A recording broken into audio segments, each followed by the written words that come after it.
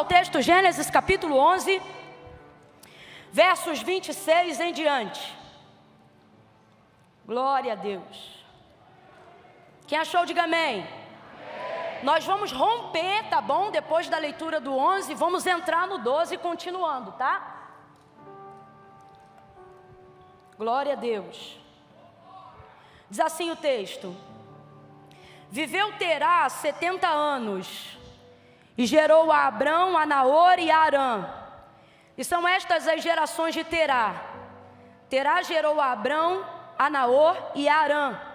E Arã gerou a Ló. Morreu Arã, estando seu pai, Terá, ainda vivo na terra do seu nascimento, em Ur dos Caldeus. Abrão e Naor tomaram mulheres para si. O nome da mulher de Abrão era Sarai, e o nome da mulher de Naor era Milca, filha de Arã, pai de Milca e de Isca. Sarai era estéril, não tinha filhos. Tomou Terá Abraão, seu filho, e a Ló, filho de Arã, filho de seu filho, e Sarai, sua nora, mulher de seu filho Abrão, e saiu com eles da terra de Ur dos Caldeus, para ir à terra de Canaã. Completa aí para mim, por favor. Para ir à terra de... Saiu da terra de Ur dos Caldeus para ir à terra de novo, igreja, para ir à terra de...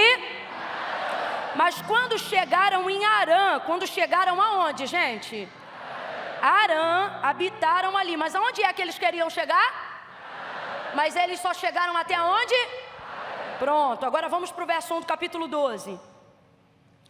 Ora, disse o Senhor a Abrão: sai da tua terra e da terra da tua parentela e da casa de teu pai, para a terra em que eu te mostrarei. E farei de ti uma grande nação, e te abençoarei, e te engrandecerei o nome, e tu serás uma bênção. Abençoarei os que te abençoarem, e amaldiçoarei os que te amaldiçoarem, e em ti serão benditas todas as famílias da terra. Partiu, pois, Abrão como o Senhor lhe tinha dito, e foi Ló com ele.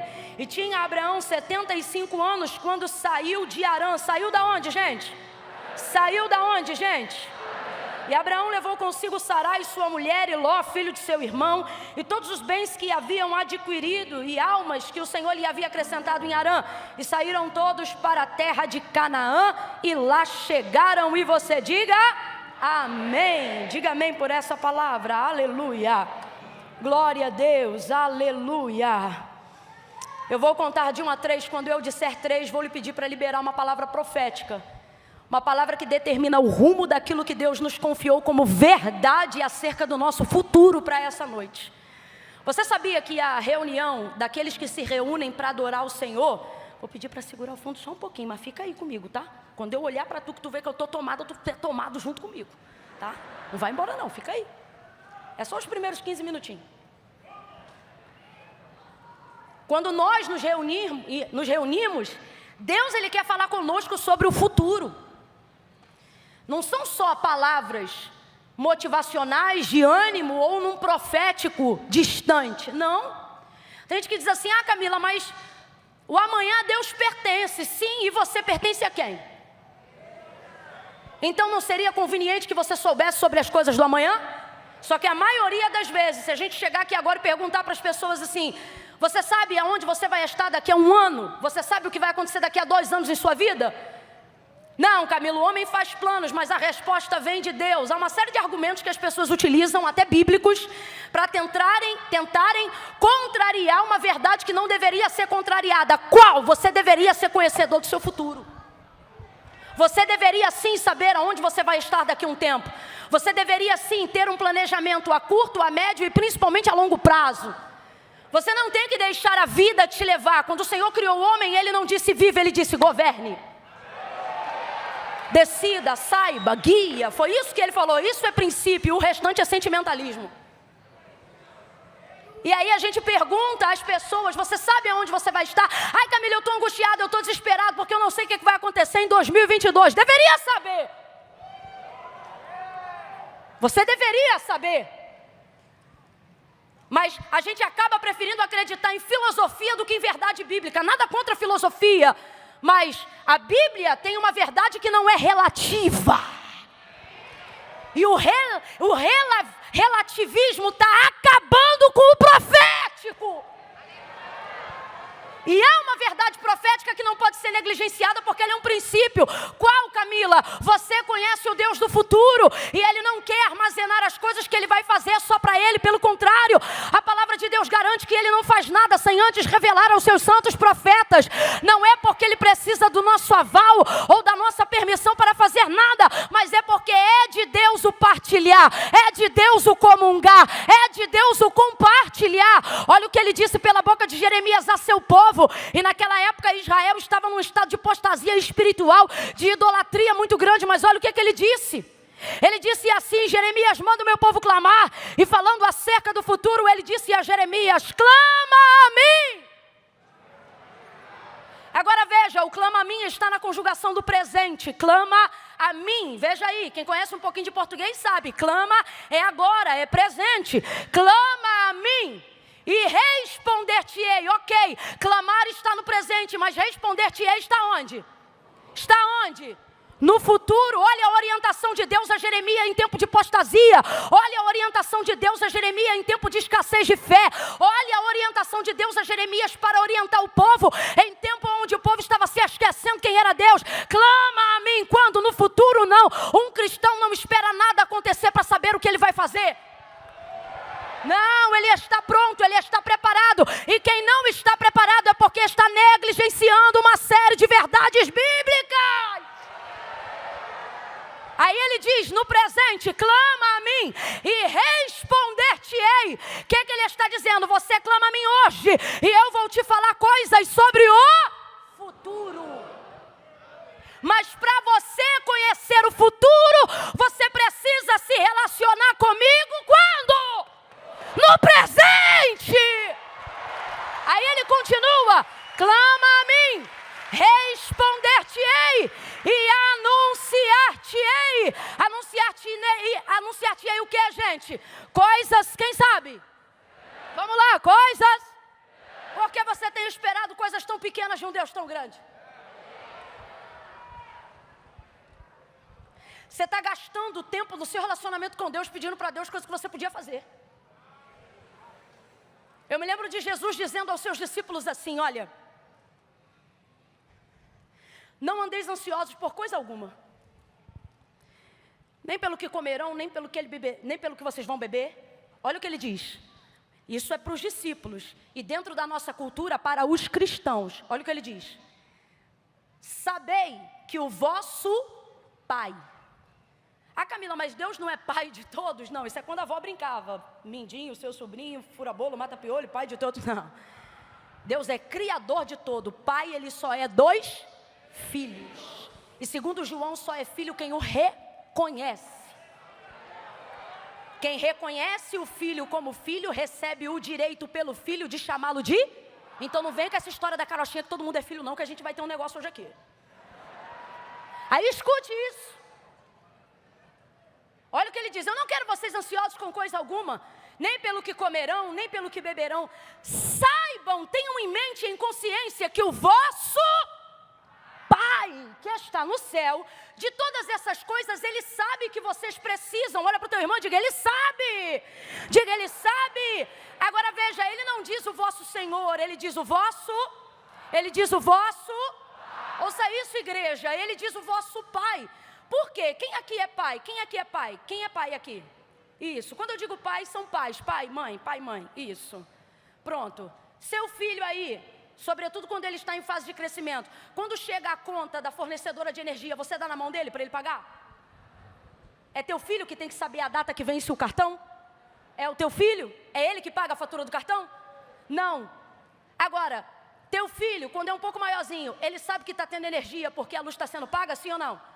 Tanto ele sabe que tem pai que até hoje preserva a cultura milenar de andar pela casa pagando luz, dizendo: eu não sou sócio, e aí fala o nome da fornecedora de energia, né? Vocês estão pensando o quê? Que eu sou sócio, né? Olha como é que eles celebram, olha os pais. Então veja bem, o seu filho sabe que essa conta tem sido paga, ele sabe disso. Só que ele normalmente não sabe quando ela é paga, porque você não costuma tributar a ele a responsabilidade de pagar as contas da casa. Pelo menos enquanto ele não tem maturidade, você não divide com ele essa responsabilidade. Por isso ele também não tem a honra de decidir nada, porque quem não tem responsabilidade não merece a honra da decisão. Então ele não decide o que ele vai comer, ele não decide que horas ele entra, ele não decide, deixa isso para outro dia, mas você está entendendo, né? Mas você sabe, está ali, ele sabe, está sendo pago. Olha o que Jesus está dizendo. Estou falando as entrelinhas e a grosso modo. Não gastem todo o vosso tempo de relacionamento, não com o vosso Senhor, com o vosso, falando sobre coisas que Ele já... Você quer ver uma coisa? Quem aqui já era cuidado por Deus antes de conhecer a Deus? Quem hoje, servindo ao Senhor, reconhecendo quem Ele é, não reconhece apenas quem Ele é hoje, mas consegue lembrar de onde veio, aonde passou e dizer, mano, Deus já cuidava. Quem consegue fazer isso? Você ainda não sabia de onde vinha o oxigênio e nem dobrava o joelho para agradecer ao dom da vida, mas o dom da vida e o dono da vida te dava oxigênio todos os dias para que você hoje pudesse dizer, Ebenezer, até aqui me ajudou o Senhor. Quando você então reconhece como pai, aquilo que outrora era prioridade no passado, agora já não é mais prioridade, isso é assunto trivial. Não tem mais por que você gastar tanto tempo do seu relacionamento pedindo para Deus coisas que você já sabe que Ele já te autorizou e já delegou a você poder para fazer. Mas por que a nossa vida e nosso coração está devastado de ansiedade? Estamos tão acostumados a coisas pequenas, que inclusive quando passamos a nos relacionarmos com Deus, colocamos isso também no nosso contato com Deus. É por isso, para a maioria das pessoas aqui, Deus não é pai, é um servidor, é um prestador de serviços.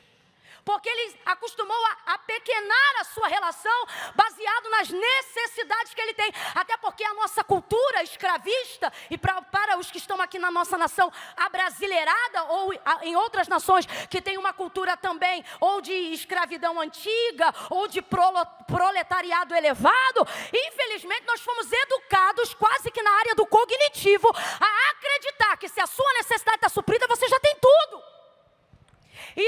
Quando vimos então para a cultura do reino de Deus, temos dificuldade de nos relacionarmos com Deus na abrangência e na forma com que Ele deseja se relacionar conosco, porque nós crescemos a vida toda com pessoas incutindo na nossa mentalidade a seguinte filosofia e ideia de vida: na casa do bom homem quem não trabalha não come. Aí você conhece um bom homem que diz, é meu, somente meu, todo o trabalho, e o seu trabalho é descansar em mim. Aí a mente buga. A mente buga. Por que tem gente botando silício na alma? Porque não consegue justificar a graça de Deus. Então Ele não faz mais sacrifícios externos, mas continua fazendo sacrifícios internos. Não porque Ele quer agradecer a Deus, mas porque Ele quer justificar o que sabe que nunca vai conseguir pagar. O quê? A graça. Porque Ele cresceu aprendendo que tem que pagar. Por que tem gente com dificuldade de lidar com a graça de Deus? Camila, você está falando isso numa igreja onde prega a graça de Deus. Às vezes também tem. E tem muito. Muito. Ouça isso. Ouça isso. Nós não nos santificamos para pagar. Nos santificamos para agradecer.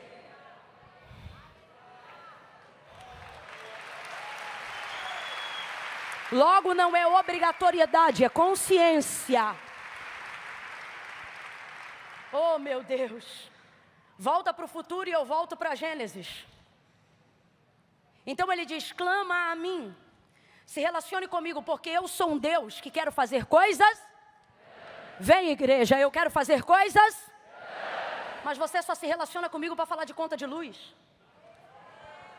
Você só se relaciona comigo para falar de enfermidade. Eu vejo Paulo falando do espinho na carne, fez até campanha. Coisa rara era Paulo fazer campanha para um assunto. Porque um cara que tem muita intimidade com Deus, normalmente não precisa tanto de campanha. O cara já fala com Deus todo dia, fala com Deus direto, e isso potencializa a oração, o relacionamento dele com Deus. Isso é normal. Então, eu fui uma das poucas vezes que a gente viu Paulo fazer campanha, porque o espinho na carne o atormentava. E ele fez, por 3 vezes orou baseado no mesmo assunto e o mesmo tema. Senhor, tira de mim esse espinho. Eu não estou nem mais ligando para o mensageiro de Satanás que de tempo em tempo vem me esbofetear, mas o espinho está doendo muito. Estou parafraseando, tira de mim o espinho. Aí quando Deus o respondeu na 3ª vez, disse para ele, a minha graça te basta. E o meu poder se aperfeiçoa na sua fraqueza. Então responda para mim, Deus tirou o espinho? Deus tirou o espinho? Quando é que você vê Paulo falando isso com Deus de novo? Nunca mais.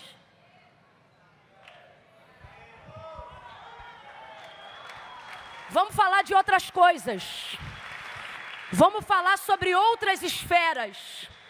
Vamos falar sobre outra. O Senhor está dizendo, eu não tenho problema nenhum de continuar sendo mantenedor do teu feijão, de continuar sendo mantenedor no teu combustível. Não se sinta envergonhado por isso, porque eu sou o teu. Mas quando for para estreitar relacionamento comigo, vamos falar de coisas que o dinheiro não compra. Vamos falar de coisas que network não faz. Vamos falar de coisas que transitam acima da economia. Eu não estou falando sobre a sua comunicação com os homens, abre a mente. Eu estou falando sobre estreitar a sua comunicação com Deus. Aqui falamos sobre coisas humanas. Aqui falamos sobre coisas políticas e econômicas. Aqui falamos sobre coisas terrenas, porque a embaixada do reino de Deus não é lá, é aqui. Nós estamos vivendo aqui, estamos manifestando aqui. Só que quando tu entrares no teu quarto e fechar a tua porta, prepara-te para o teu futuro, porque o Senhor te trouxe aqui nesta noite para dizer, eu sei que pensamentos tenho de vós, diz o Senhor, pensamentos de paz e não de mal, para vos dar o fim que desejais. E Ele não quer apenas te surpreender no fim, Ele quer fazer contigo uma caminhada, de forma que você não seja pego de surpresa, mas que você saiba onde está e sabe aonde vai chegar, de forma que quando um dia você parar numa entrevista e alguém perguntar para você, você sabia que chegaria até aqui? Você pode até dizer, eu não sabia quando, nem sabia a forma, mas algo eu já sabia. Por quê? Porque eu já falava com Deus e Ele me revelava coisas acerca do meu futuro. Deus quer revelar o teu futuro. Olha para quem está do teu lado e diga, Deus quer revelar o teu futuro. Eu quero olhar para essa geração que está aqui na minha retaguarda, 8, 9, 12, 14, 16, 18, e dizer que vocês têm anos de vantagem na nossa frente, por receberem essa palavra de conhecimento, por receberem essa revelação bíblica. Camila, eu não estou entendendo. Hoje ainda, antes desse culto acabar, vocês que estão aqui em cima, não saiam por aqui dizendo, somos filhos dos crentes. Não, somos os profetas dos quais Deus vai revelar o futuro da nação, o futuro do ministério, o futuro da nossa vida. Sacode alguém aí de novo e diga para ele ou para ela, Deus, bora, grita, diga Deus. Não, você não está gritando não, Camila, que a gente não é de gritar, não era, porque hoje vocês trouxeram alguém pentecostal até o tutano. Vai gritar, olha para quem está do teu lado e diga, Deus quer revela o teu futuro. Receba abertura de mente, receba abertura de visão, receba entendimento.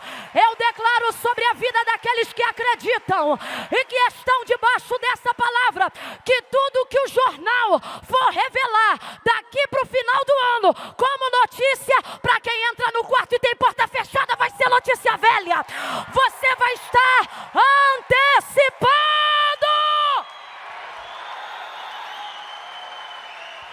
Se tu és profeta, profetize alguém o que eu vou lhe dizer. Se não és, entra na roda. Porque quem não é profeta, quando está na roda, profetiza também. Oh meu Deus do céu. Quando eu disser 3, você vai sacudir o ombro de alguém e vai dizer assim, 1 ano. Calma que eu não contei até 3 ainda, agoniado, espera. Ouviram? Vou contar de 1 a 3. Quando eu disser 3, você vai sacudir o ombro de alguém. Ai, mas eu não gosto que me toque. Ah, irmão, num ambiente desse, então ficava em casa. No 3, você vai sacudir e vai dizer assim, 1 ano. Eu podia dizer 10, eu podia dizer 5, só que nessa noite, eu vou dizer 1. Sabe por quê? Não quero que Deus dê tanto para você ficar confuso, nem pouco para você se achar menor. 1 ano eu acho que é o suficiente. O que, Camila? Vou pedir a Deus agora. Lembra aquela hora que eu falei que Deus ia me tomar, te tomar? É agora. Cadê o baterista? Tá onde ele? Tá aqui ele. Tá vindo? Tem pressa não.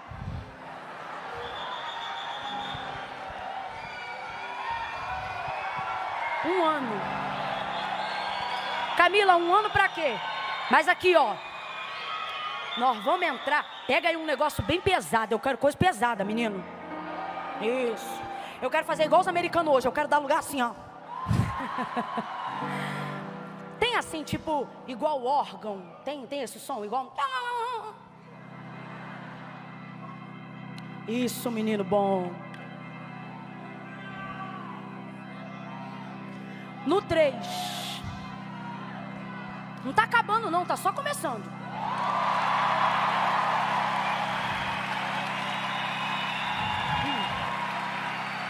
No 3.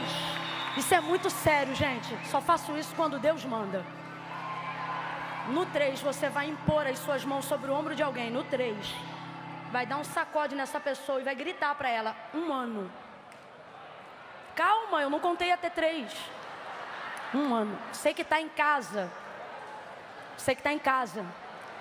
Camila, eu estou sozinho. Camila, eu estou sozinha. Como é que eu vou fazer aqui em casa? Tu vai dar um brado aí na tua casa. É um brado. 1 ano. Eu estou profetizando. Estou declarando. Estou aqui como Ezequiel. Como o Senhor me deu ordem. Deus vai antecipar. Não, você não. Eu tenho que te explicar isso aqui, gente. A economia mundial. Os homens mais poderosos desse mundo não são poderosos porque tem uma caneta ou uma cadeira. São poderosos, preste atenção, porque eles têm o privilégio de uma informação antecipada. Tudo que você vê no jornal, ou tudo que você vê acontecendo no mundo, no tempo que você enxerga, ou seja, quando é noticiado de forma pública e geral, essas pessoas normalmente, não tenha dúvida, já sabiam disso 1 ano antes.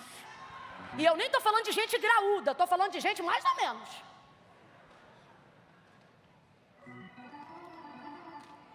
Um ano. Aí vamos lá. Um exemplo no mercado financeiro. Por exemplo, eu vou para o espiritual, mas vamos para o financeiro. Um exemplo.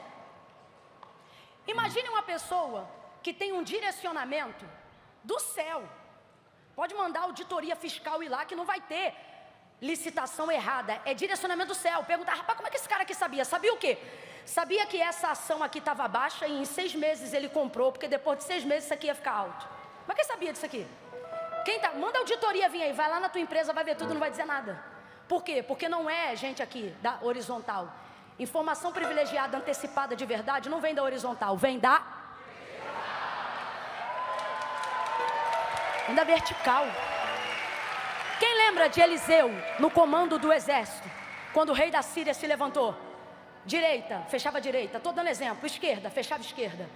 Aí disseram, quem é o traidor que está aqui no nosso meio? Auditoria do reino. Quem é o traidor que está aqui? Aí alguém se apresenta e diz, não tem traidor. O problema é que tem um homem lá, que ele não precisa de contato na horizontal, porque esse homem tem um contato direto. Não, gente, olha, quem não crê, coma menos, mas quem crê, se liga nisso aqui. Já está comprovado que você está só a 5 pessoas dos lugares que você quer acessar. Isso já está comprovado. Você está a 5 pessoas de todos os lugares que você quer chegar e das conexões que você quer fazer. Quem está longe está a 5, quem está perto está a 3. Isso já está comprovado. Você precisa de 5 a 3 pessoas, dependendo do ambiente que você está, para acessar onde você quer entrar. Quem está acompanhando, diga amém. Isso já está comprovado. Aí você vem para essa conferência para conhecer um Deus que está dizendo, você precisa de 5 ou de 3, mas se você me conhecer de verdade, você só vai precisar de 1. Só de 1. Só de 1. Palavra de Deus diz que o pecado entrou no mundo por um homem. E quando saiu do mundo por um homem. Deus está dizendo, você não precisa de tudo que acha que precisa para chegar onde deseja. Você só Alabanda Ramanguia Sérgia.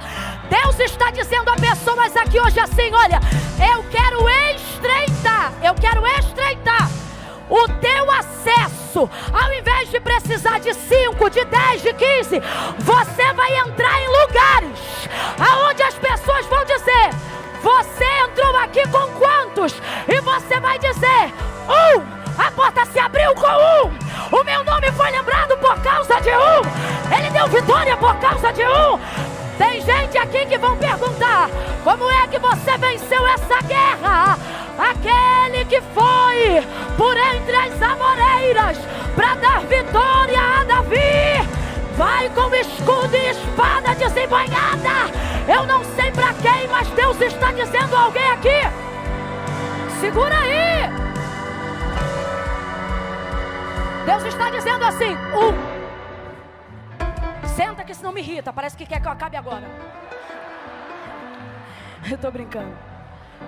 1. Diga de novo: 1. Diga assim comigo: 1 ano. 1 ano. Uma pessoa. Eu não estou dizendo que Deus não vai usar pessoas. Só que você não vai precisar fazer o que todo mundo faz para chegar onde Deus quer que você chegue. Pessoas vão lembrar do teu nome.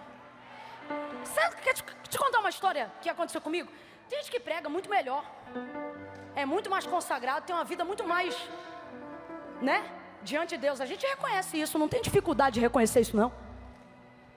Eu me lembro de eu chegar em lugar, mas quando Deus quer fazer, e quando você preserva o seu contato com 1, eu não tinha esse negócio de pedir aqui, vai ali, não sei o que. Mas é amigo, não tenho até hoje. Não tenho esse negócio. Eu me lembro de eu chegar em lugares e ficar tão chocada de estar num lugar grande e tal, e de honra, de eu perguntar para a pessoa, de eu cutucar assim o pastor, falar assim: pastor, mas o que levou o senhor a me trazer aqui? E o cara olhar para mim, dizer assim: menino, eu estava vendo lá uns vídeos, daqui a pouco apareceu o teu. Não estou falando de hoje, estou falando de mais de 10 anos atrás, quando realmente ninguém sabia. E a pessoa dizer assim, e Deus falou assim: traz ela. E eu colocar na reunião de obreiros aqui e falar: ó, Deus mandou trazer. Mas quem é? Quem indicou? Quem conhece? Ninguém conhecia. Me lembro de pregar num congresso de oração de 80 anos. Quantos anos eu falei? Eu tinha 22 anos. O congresso tinha 80, eu tinha 22 anos. Foi a primeira vez que uma mulher subiu na tribuna da igreja. Imagina, com a cara de 22 anos. Porque se essa cutis é assim hoje, imagina com 22 anos. Aí escute. 22 anos. As irmãs choravam antes de eu pregar. Só quando eu cheguei eu pensei: Deus, que povo quebrantado. Não era. O choro delas não importava nem se eu ia pregar ou o que eu ia pregar. Era o fato de ver uma mulher. Era o fato de ouvir pela primeira vez esse barulho aqui, ó. Pela primeira vez. Subindo numa tribuna. Você acredita nisso? Não, eu só estou contando isso aqui. Não é para vanglória, não. Que eu não quero que a presença de Deus saia daqui, não. Eu estou falando isso aqui para dizer que às vezes você acha que precisa de um monte de contato para chegar. Tem gente aqui se colocando em posições que tem desagradado ao Senhor, quebrando princípios para ver promessas se cumprirem, quando Deus na verdade está dizendo: sem princípios não haverá cumprimento de promessas. Veja isso. E Deus hoje te trouxe aqui para dizer: eu vou encurtar teu contato, vou usar pessoas, mas sou eu que vou inclinar o coração dessas pessoas. Vai ter gente chegando lá na obra onde você é missionário, na igreja onde você é pastor, pastora. E quando você perguntar: como é que você veio? Quem te falou daqui? Ninguém. Eu estava passando aqui na porta e ouvi uma voz me dizendo: entra. Você vai contar testemunhos assim. 1 ano, preparei, nós vamos profetizar. 1 ano para quê, Camila? Você vai ter uma visão antecipada acerca do futuro em 1 ano. Eu estou declarando aqui debaixo de fé. Camila, mas eu não estou crendo não. Então não precisa crer, porque eu não estou indo na tua fé, estou indo na minha. E eu vim crente à beça hoje. Vim crente à beça. Não, Camila, mas eu não tenho que ter fé para crer. Depende de quem está profetizando. Com todo respeito, depende. Porque quando eu olho 2 Reis capítulo 4, eu vejo Eliseu profetizando para uma mulher que não podia ter filhos. Na verdade não era ela, era o marido. Aí ele olha para ela e ele diz assim: neste tempo determinado. Que tempo era esse? 1 ano. Olha o que ele está dizendo. Cabo de 1 ano, sabe o que isso significa? Tempo determinado, sabe o que isso significa? É ele dizendo, entre a palavra que você vai ouvir agora, até o cumprimento, uma criança vai estar em teus braços. Se eu pudesse traduzir, o que ele estava dizendo, literalmente é isso aqui, ó. Não vai passar 365 dias dentro do nosso calendário, até que essa palavra não apenas se cumpra, mas ela seja uma realização literal e concreta nos seus braços. Tempo determinado é prazo de 1 ano. Completa aí. Tempo determinado é prazo de 1. Ela não creu. Ela não creu. Quando ele disse, tu conceberás e darás à luz a um filho, ela não disse glória, ela não disse aleluia, ela disse, não, meu Senhor, homem de Deus, não mintas a tua serva. Então responda para mim, quando ele profetizou, houve nela manifestação de fé? Responda aí, houve nela manifestação de fé? Você quando ouve alguém contando 2 Reis capítulo 4, você dá glória, você dá aleluia, mas ela manifestou incredulidade. A palavra dela não foi sim, não foi yes, a palavra dela foi não. Homem de Deus, não mente. Responda para mim, ela teve o filho ou não teve? Cumpriu ou não cumpriu? E por que cumpriu se ela não creu? Isso aqui é uma palavra que faz quem é profeta, segura, faz quem é profeta sentar na cadeira e se perguntar se é Deus que está falando mesmo. Porque quando é Deus que manda falar, irmão, estou falando de profecia, tá? Não estou falando do uso da fé, estou falando do uso da profecia. Quando é Deus que manda, ouça isso, ela não creu, mas cumpriu ou não cumpriu? Aconteceu ou não aconteceu? Aí eu te pergunto, Deus está contando com a fé dela? Mas por que realizou assim mesmo? Porque quem profetizou foi? Quando você está autorizado por Deus a liberar uma palavra, Deus não conta com a fé de quem recebe, Deus conta com a fé de quem libera. Quando você está autorizado a liberar uma palavra, Deus usa a fé de quem libera e não a de quem recebe. Eu vou perguntar de novo, ela creu ou não creu? Creu ou não creu? Mas recebeu ou não recebeu? Não sei se você está entendendo, a atmosfera aqui está tão séria, que Deus está dizendo, até quem não crê está debaixo da nuvem de quem está profetizando. Você vai contar testemunho. E o primeiro testemunho que eu libero, que vai marcar a tua vida, é que Deus vai te visitar com uma visão privilegiada. E você vai ter informação antecipada de 1 ano. Para quê, Camila? Para eu ficar surpreendido? Ou melhor, para eu não ser surpreendido? Não, para ao acontecer você está preparado. Quando tudo que há de vir sobre o mundo vir, quando os rebeldes se manifestarem, quando os traidores se assentarem à mesa, você vai saber quem é o traidor antes dele te trair. Você vai saber quem vai se rebelar antes da rebelião. Não estou dizendo que não haverá luta, só que haverá uma guerra. É onde você não estará em desvantagem. Quando o inimigo se levantar contra ti por 7 caminhos, ele vai ter que fugir da tua presença. Olha para quem está ao teu lado e diga para ele, 1 ano. Em 1 ano você vai estar preparado como nunca, crente como nunca, avivado como nunca, renovado como nunca, inteligente como nunca. Oh, aleluia!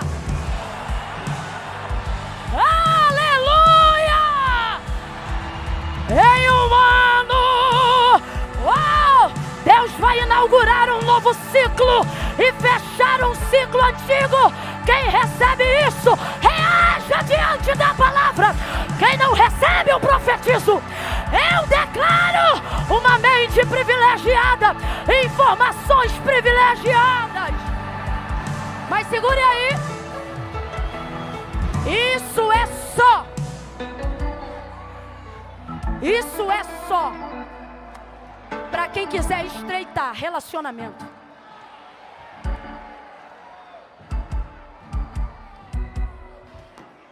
Você só precisa de um. Eu não estou dizendo que Deus não vai usar a gente. Abre a mente. Só que Deus está dizendo, a partir de hoje na tua vida, contar 100% com alguém, vai ser comigo, diz o Senhor. Vai andar comigo, vai contar comigo, vai conversar comigo.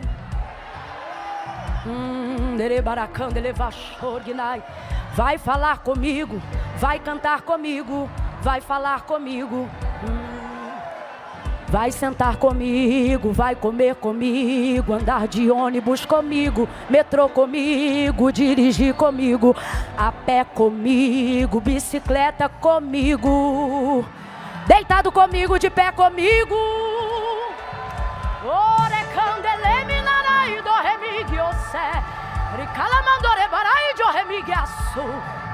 Segura aí. Um ano. Deus está falando aqui pra gente. Estreita comigo, que eu vou te colocar à frente de tudo o que vai acontecer um ano antes. Ouça isso. Vamos aqui para o contexto para entender sobre o futuro que Deus quer revelar. Segura só um pouquinho, rapaz, senão vai me dando um negócio. Segura aí.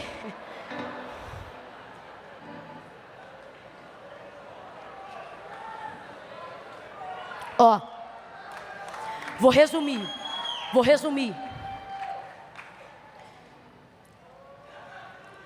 Terá é pai de 3 filhos homens.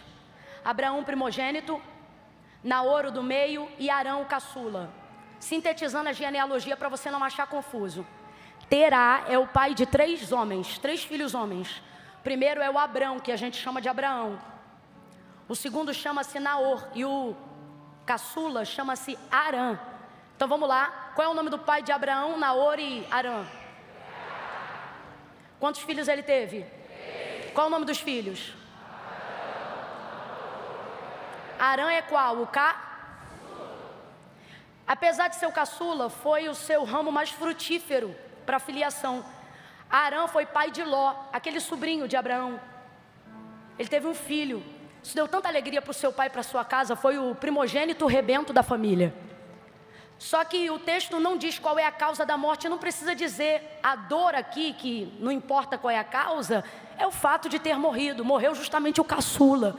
Aquele que normalmente tende a ser a alegria, né? O ramo novo que traz um frescor, uma novidade para casa. Não é à toa que normalmente o caçula recebe um tipo de tratamento diferente. Mas não é porque o pai ama mais. É porque normalmente quando nasce o caçula, o pai do caçula já não é o mesmo pai que era pai quando nasceu o primogênito. Ele é mais maduro, ele já não se estressa tanto e é por isso que o caçula não apanha como o mais velho apanhou. Isso não tem a ver com amor, tem a ver com maturidade. Tem filho agora que é do meio e o mais velho que está sendo curado agora. Porque você vai parar com esse negócio de dizer, no meu tempo não era assim não, vai eu falar assim contigo. Né? Mas é por causa disso, é por causa da maturidade. Aí escute isso. Arã morreu. Terá ficou desnorteado como qualquer pai ficaria. Ao invés de continuar tratando Ló como neto, ele vai fazer agora até o que dentro de um sistema jurídico costuma acontecer. Se, sobretudo dentro da cultura judaizante, se o pai não está ali para suprir, quem entra em ação é o avô. Então, na verdade, ouça isso, Terá não vai cuidar de Ló como se fosse neto, mas vai dar continuidade cuidando de Ló como se fosse o seu, por causa da ausência do seu pai. A dor da morte de Arã vai mexer tanto com a realidade de Terá, e só quem já passou aqui pelo luto vai entender o que eu estou falando, que ele tem necessidade de mudar a sua geografia. Por quê? Porque ele, na verdade, vive dentro de uma geografia onde ele viu os seus filhos crescerem ali, nascerem ali, e agora um dos seus filhos morreu ali. Então, qual é a situação de de Terá? É a situação de um pai que para cada canto que olha, tem a memória do seu filho afetada pela dor da perda. Então ele decide mudar de geografia. Só que você sabe que essa é uma verdade. Não é porque você sai do lugar da dor que significa que a dor vai sair de dentro de você, mas é verdade que ajuda. Mudar a geografia ajuda. Isso aqui é o instinto de sobrevivência de Terá para tentar combater o trauma, a dor do luto do seu filho que morreu. Lembre aí agora, qual era o nome do filho que morreu? De novo, qual era o nome do filho que morreu? Guarda essa informação aí. O nome do filho que morreu era Arã. Então ele vai sair daquela região geográfica para tentar esquecer a memória da dor do filho, porque aquilo ali afeta muito ele. Só que ele vai dar continuidade à sua família, ele vai mudar de lugar, mas não vai abandonar a família, ele vai arrumar tudo, vai arrumar todo mundo, vai desmontar a tenda. E ele diz: olha, nós temos já um lugar para ir. Ele já tinha um lugar pré-determinado para onde chegar. É por isso que eu não tenho coragem de falar mal de Terá, pai de Abraão, mesmo não tendo ele chegado em Canaã, porque o homem é muito visionário. Olha isso, gente. Em Gênesis 12 você vê Deus falando com Abraão que ele vai chegar em Canaã. Na verdade ele não diz Canaã, mas Deus vai determinar Canaã. Agora Deus fala com Abraão e conduz ele lá. No caso de Terá, não. Você não vê a voz de Deus se manifestando a Terá para dizer que ele vai para Canaã. Mas Terá é tão visionário, que ele mesmo, numa perspectiva natural, consegue ter inteligência o suficiente para entender que Canaã é o melhor destino para levar a sua família.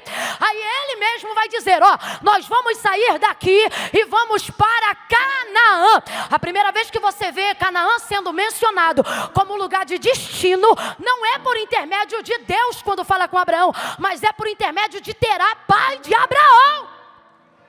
Ó a visão do cara. Vamos para Canaã. Arruma as malas, a família muda a geografia, parte caravana, todo mundo para chegar em Canaã. Duas realidades que você precisa aprender quando Deus te abrir a visão. Primeira, nunca decida para onde você vai. Você não vai conseguir chegar lá se primeiro você não tiver humildade para reconhecer aonde está e por que tem que sair. Ele vai sair do lugar da dor dele, ele precisa sair de lá. Quem aqui tem GPS no telefone, Waze, Google Maps, sabe do que eu estou falando, quer ver? Você pode colocar um lugar que você conhece aonde quer chegar, conhece o endereço, o nome da rua, o número da casa, do estabelecimento, conhece de cor. Ah, eu quero chegar em tal lugar. Aí você vai lá e escreve o lugar de destino. Se não tiver rede, internet, para fazer a localização de onde você está, por mais que o endereço da chegada esteja correto, ele traça a rota? Ele traça a rota? Porque ninguém chega onde quer chegar se primeiro não conseguir reconhecer aonde. Humildade para quem vai andar. Humildade para quem sabe aonde quer chegar é indispensável para te dar uma boa caminhada. Segunda coisa, ele sabe aonde ele está e ele parte de lá. Vai para Canaã, só que olha o que vai acontecer. No caminho indo para Canaã, ele tem um vislumbre do futuro. Ele quer chegar em Canaã, ele se vê em Canaã, mas a gente vai aprender uma segunda lição. Vontade de chegar não é o suficiente para determinar que você chegará.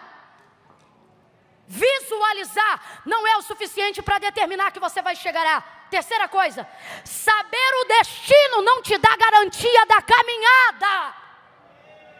Ele sai de onde está, sabe onde quer chegar, mas infelizmente ele não chega. E a gente vai entender agora o porquê que ele não chega. Não é porque faltou combustível, não é porque faltou energia, não é porque faltou força, não é porque faltou mapa, não é porque faltou companhia, não é porque a família não quis chegar, não é porque não faltou apoio. O texto diz, rapaz, olha isso, o texto diz que caminhando para lá, indo para lá, para Canaã, ele vai passar por uma região geográfica cujo nome era Arã.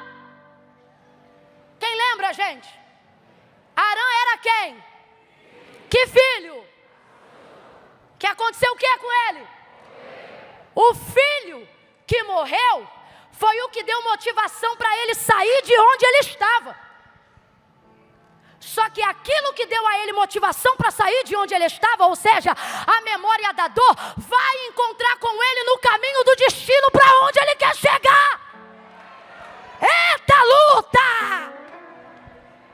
É no caminho certo, do destino aonde você quer chegar, que coisas das quais você não quer lembrar vão aparecer. Geograficamente falando, ele podia traçar qualquer rota, mas Arã apareceu em seu caminho. E por que Terá não chegou? Mas você vai chegar. Essas 7 pessoas vão chegar. Não, problema, já falei as 7. Você vai chegar. Isso não é fé, isso é medo. Você vai chegar. Amém. Por que Terá não chegou, mas nós vamos chegar? Porque quando ele passa em Arã, que é o lugar que traz o nome do filho morto, do qual ele queria esquecer, não o filho, a dor. Não o filho, a dor. Ele acaba ficando lá, e o texto diz que ele morre lá. habita lá e morre lá. Então responda para mim, ele sabia onde queria chegar, sim ou não? Ele queria chegar, sim ou não? Mas ele chegou? Porque no caminho, em direção ao destino final, ele parou em um lugar que ativava a memória da sua dor, do filho da sua perda, Harã. Quando ele passa por ali, olha o que o texto diz, que ali ele habitou, e foi aqui que ele errou. Lugares que lembram de onde você quis sair, você não habita, você só passa. Você vai olhar para umas 3 pessoas agora e vai dizer para ela, quando ativar a dor, diga, quando ativar a dor, você não mora, você só passa. Deus trouxe gente hoje aqui, há uma palavra profética em meus lábios para liberar. Deus está dizendo, aquilo que você está passando vai tentar passar por cima de você, mas você não vai deixar. Você vai passar por isso, mas isso não vai passar por você. Você vai passar por isso, mas isso não vai passar por você. Eu vou repetir, você vai passar por isso, mas isso não vai passar por você. Você vai encontrar no caminho da sua chegada pessoas que você precisou deixar no dia da sua partida. A dor do que um dia te fez sofrer vai querer te visitar no caminho em destino ao seu futuro. Ameaças de história, do que você já viveu, de doenças que você venceu, de coisas que você tentou superar e superou, vão tentar te encontrar no caminho. Sabe por quê?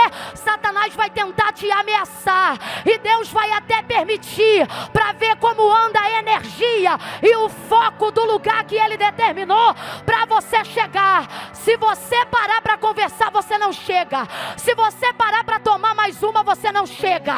Se você parar para dançar só mais uma vez, você não chega. Se você parar para ter só mais uma noite, se você cheirar essa carreira, só essa noite, o Deus está falando comigo, Deus está mostrando agora uma mesa, uma pessoa me assistindo online agora, a carreira está na mesa, você já montou e você disse a última. Deus disse não, a última foi de manhã, joga isso fora. Harã não pode te parar, Harã não pode te parar, Harã não pode te parar. Uau! Bota a mão no ombro de alguém e diga, não mora, não mora. Passa, passa, manda tchau de longe, beijo de longe, abraço de longe. Você está numa caminhada e não pode parar. Não deixará te enganar. Se eu tivesse lá, eu ia dizer, Terá, esse lugar não representa seu filho. É apenas um nome, Terá. Saia daí. Alivia o compressor para mim, só um pouquinho, por favor. Terá, esse lugar não é seu filho, é só uma memória. Uma memória que ativa a sua dor. E por que a gente tem certeza do que está dizendo aqui à luz da psicologia? Por que a gente tem certeza disso? Porque ele passou por muitos lugares, mas só parou em Harã. Porque tem coisas que você só descobre na tua vida que você está resolvido com aquilo quando tu passa de novo. Por isso que às vezes Deus permite uma ameaça que não vai cumprir. Ele só quer testar se tu superou. Ei, baravacho. Camila, será que Deus faz isso? Direto! Com Abraão então? Aqui, Abraão, me dá teu filho, teu único filho. A quem tu amas. Deus sabe ou não sabe? Que Abraão vai sacrificar o filho, sabe ou não sabe? Mesmo assim, deixa ele cortar lenha, amolar cutelo, subir um dos montes de Moriá. Quando ele já está pronto para imolar. Ai, Deus. Deus quando é bom, mas quando é terrível, Ele é melhor ainda. Aí ele diz assim, Abraão! O homem está tão focado que ele diz de novo, Abraão! Não faça isso! Ué, o Senhor mandou fazer, mas estou mandando não fazer mais? Porque agora eu sei. Aí eu te pergunto, ele sabe agora? É agora que ele sabe? De acordo com a sua onisciência, ele sabia antes ou não sabia? Porque não é ele que tem que saber. É Arão que tem que saber. Abraão, é isso aqui, ó. Quer ver? Deus de fato, para quem conhece aqui o nosso Deus, Ele aceita sacrifício humano de homem? Aceita? Assassinato, homicídio, nosso Deus aceita isso? E se Astarote, Azera, Baal, Baalim, nosso Deus não. Todo Deus que tu conhece na carreira, é por isso que eu amo o cristianismo. É só tu fazer a ligação aí, você que está ligado aí agora. Não é partido, não é e bandeira evangélica. Não é isso não. É uma questão de consciência. Todo Deus que você conhece, ele te pede alguma coisa. O Deus que a gente conhece deu filho. É o único Deus que eu conheço que ao invés de pedir, deu. O único. Deus já sabia. Abraão, me dá teu filho. Quando ele estava pronto para acutelar o menino, Deus disse, não, agora eu sei que você... Só que ele já sabia antes. Ele está fazendo isso para Abraão saber quem tem que ocupar o primeiro lugar, porque certamente o amor de Abraão já estava mais vinculado ao cumprimento da promessa, que é Isaac, do que a quem fez a promessa. Por isso Deus o testou. Tem coisa na tua vida que tu só vai passar, e Deus vai permitir passar, e tu não vai morrer nessa área, nem nessa prova, nem nessa dor. É Deus dizendo assim, é só para você desvincular teu coração disso. Eu só estou deixando você passar por isso para poder ver se essa área já está vencida na tua vida. Eu não estou botando gente que estava no teu passado para te encontrar no caminho do teu futuro, para desestabilizar o teu emocional, não. É só para saber se tuas ideias estão firmes no lugar. Se tua base... Eu vou falar bem rasgado. Tem gente aqui que guarda um númerozinho de alguém, esperando o dia da fraqueza para ligar. Deus está dizendo, você quer ficar em Arã? Guarda o número. Quer mudar a história da tua vida? Queima esse chip e troca de telefone, muda a tua história.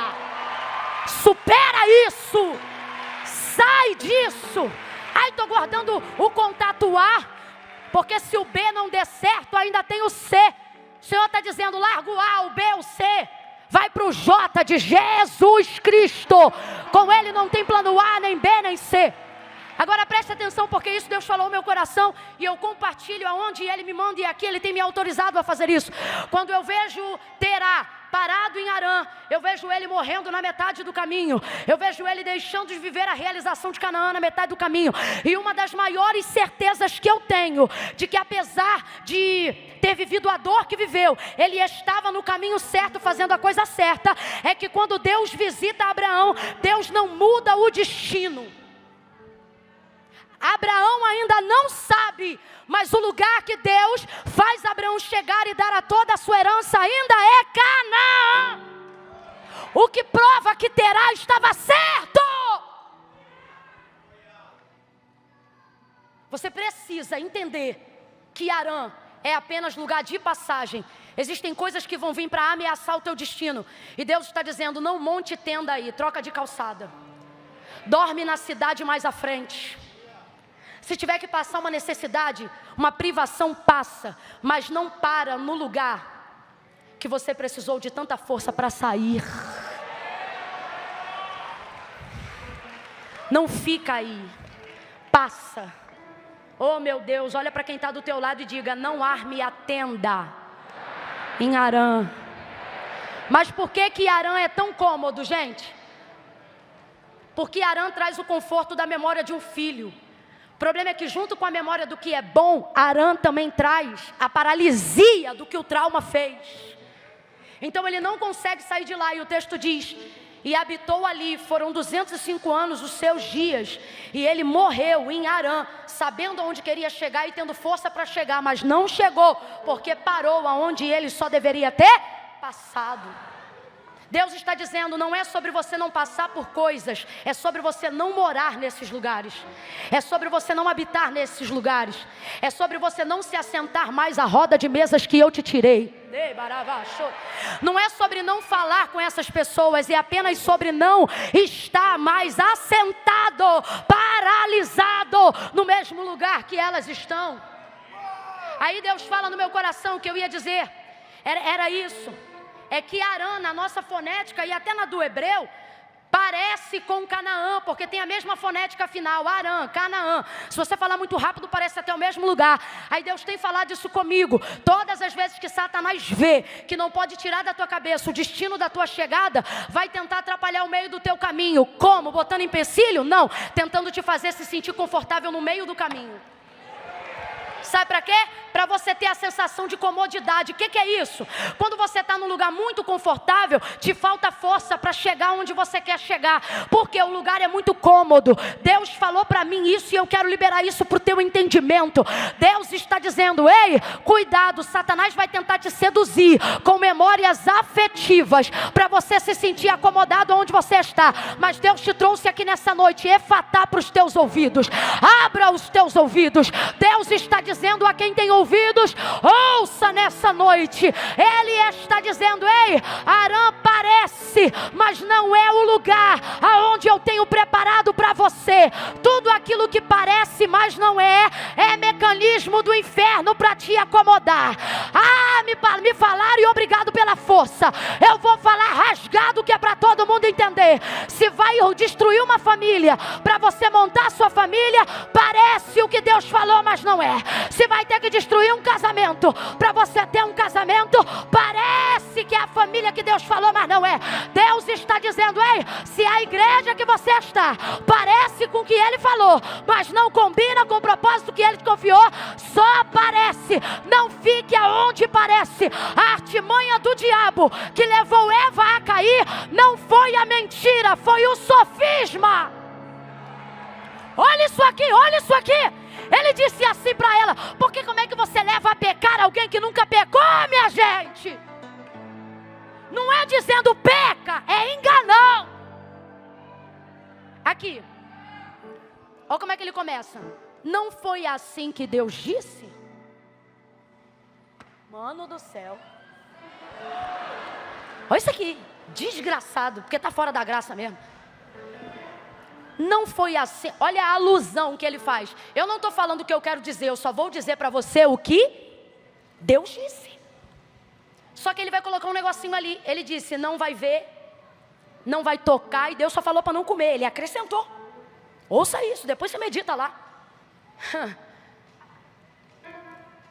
Usou o que Deus falou para tentar dissuadir Eva da ideia de obediência. Ele não disse come, ele não disse peca. E é assim que Satanás tem trabalhado nesses dias para quem já conhece o Senhor. Você acha o quê? Que ele está aparecendo de chifre e rabo dizendo: vai lá, adultera, vai lá, vai lá. É ruim, hein? Ele vem, ó, devagarinho, ele diz assim: mas não foi bem essa promessa. Mas não foi bem assim que Deus falou. Mas você também está exagerando. Mas também Deus não quer tudo isso de você.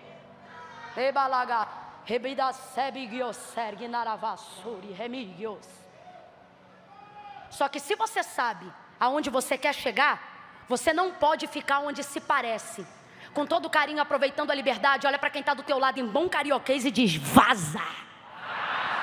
Vaza de Harã. Vaza de Harã. Sai dessa terra de procrastinação, de inconstância, de falta de foco, de mornidão. É melhor estar num lugar frio do que estar no morno. É melhor estar num lugar quente do que estar no morno. Ele disse a Laodiceia: porque tu não és quente ou fria. Era melhor que fosse quente ou fria, porque mudar teu estado do avesso é mais fácil do que te convencer da mornidão. O morno é acomodado e é preocupante, sabe por quê? Ele não é o frio esquentando, ele é o quente esfriando. Vaza dessa mornidão, sai dessa terra de acomodação. Que desgraça é essa que está cometendo os pastores mais antigos, que deveriam ser exemplo? Que exemplo, Camila? Quanto mais velho, mais crente. Quanto mais velho, mais cheio de poder. Quanto mais velho, mais fruto tinha que dar. Mas não, estão parecendo um museu, querendo se vangloriar só do que fizeram. Não porque não tem mais força para fazer, mas porque não tem mais crédito para continuar. E se é Harã dizendo: você já andou muito, você já fez demais, para aqui, fica aqui. Eu gosto é quando eu vejo, principalmente por onde eu ando, pastores de 80 anos, que não presidem mais, não estão mais na atividade da eclésia, porque reconhecem que não tem força para lidar com um cajado no rebanho. Quebrar a perna direita de ovelha não é fácil, requer força. Mas estão lá sentados. Aí você pergunta para eles: e aí, tudo bem? Tudo bem. E aí, o que quer fazer? Quer ir para Jericoacoara? Quer ir para não sei o que? Eles dizem assim: quero abrir mais uma obra. Você diz assim: rapaz, se você conseguir chegar no banheiro, você já está feliz? Mas não, os caras, visionário para frente, sabe por quê? Do lado de fora perece, dentro um fogo consome. É uma unção, é uma unção. Me lembro de chegar um pastor, 70 anos de idade, Cheguei numa igreja para pegar no interior da Bahia, muito mal, muito enferma. Uma febre que dava calafrio. Fiquei com medo de dar uma convulsão. Nunca tive uma febre tão alta. Uma guerra dentro de mim e eu ali numa situação difícil, suando frio. O pastor viu minha situação, levantou, foi andando na minha direção, 3 cadeiras após mim. Um monte de irmã nova, um monte de gente da oração. Eu numa peleja. Elas diziam assim para mim: se liga nisso aqui. Quer um remédio tal? Aí falava o nome do remédio. Quer um remédio tal? Falava o nome do remédio. Quer tal remédio? Aí eu dizia: já tomei. E mais não sei o que, já tomei. Aí levanta ele no meio do culto. 70 anos. Um pouquinho enfadado, com muita fé, porque a Bíblia diz que os que confiam no Senhor engordarão. Pula ele 3 cadeiras. Estou eu assim abaixada, ele diz: olha para mim. Gente esquisita de Atos 3. Ele disse: olha para mim.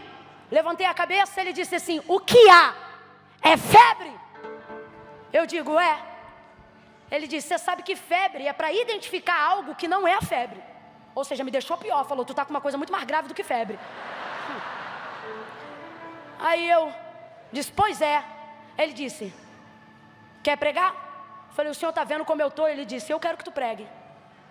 Eu falei assim: mas eu não estou muito bem, o senhor está vendo como quem diz assim, isso? Bote outra pessoa no meu lugar. E ele dizendo assim: como eu quero que você pregue, eu vou orar para você ser curada agora. Gente, diante de Deus, foi antes de ler 2 Reis 4 que eu aprendi sobre esse negócio de fé de quem fala e não de quem recebe. Porque eu não criei, Deus sabe. Me deu foi um ódio na alma, Denise. Que eu falei assim: poxa, tá vendo que eu estou aqui morrendo, cheio de obreiro, podia colocar em um, né? Ele botou a mão na minha cabeça. Não teve nenhuma língua. Ele só disse assim: todo mal. E como resposta de que o mal saiu, sai a febre agora. Diante de Deus. Quando ele tirou a mão da minha cabeça, parece que o mal e a febre saiu junto. Não sei se ficou com ele, mas comigo não ficou mais. Saiu. 70 anos. Que unção é essa? Que poder é esse? Eu declaro que os teus últimos dias serão maiores do que os teus primeiros. A vereda do justo não é cansativa. A vereda do justo não termina numa aposentadoria como Eli, que caiu e quebrou o pescoço porque vivia na cadeira de balanço. Não, porque só vivia engordando com as ofertas. Eu não profetizo barrigão, nem gordura, nem dores, nem infarto, nem cansaço. A obra de Deus não vai te matar, o ministério não vai te matar, a igreja não vai te matar, o rebanho de Cristo não vai te matar. Ei, pastores, ei, sacerdotes, a sua vereda será como a luz da aurora, que vai brilhando cada dia mais, até ser dia perfeito.